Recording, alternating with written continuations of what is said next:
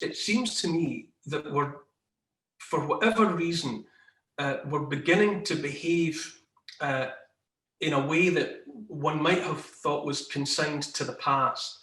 You know, we came through, you know, centuries of reaching out for the application of reason and science.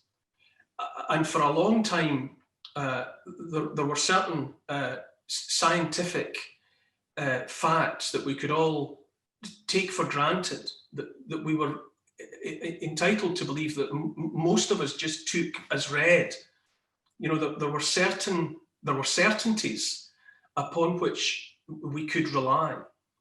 But it seems to me, almost running in parallel with the rise of the internet and with social media, that we've moved away from that time of reasoned argument, debate, the notion that science is not ever finished, that it's an ongoing conversation, that at all times that scientists are supposed to be, and I believe the best scientists are always open to the idea that their hypotheses could be wrong and replaced by something better in the future.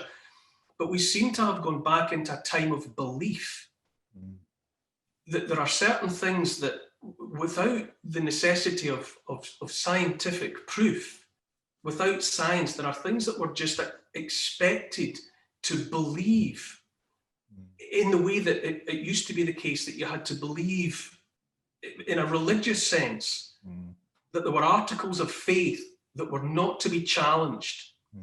And that, you know, for the longest time, right through the history of Christianity, from the beginning, for 2,000 years, there were disputes within Christianity where one side was right and one side was wrong.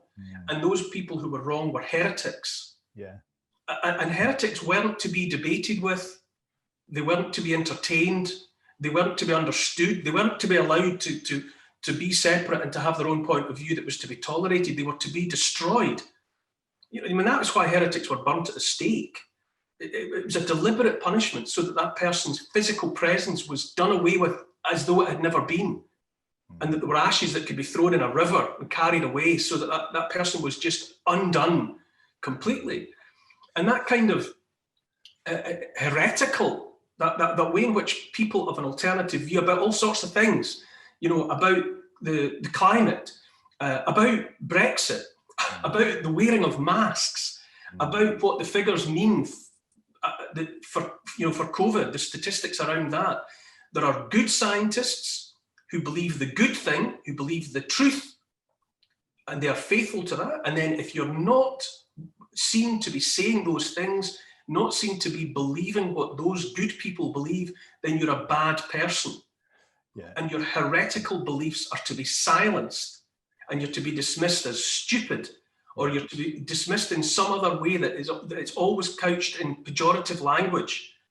They're around Brexit, you know, the gammon, the stupid people. It's there about COVID-idiots, you know, who are just saying, hold on a minute, can we just have another look at this? Can we maybe consider this from another point of view? No, you're an idiot.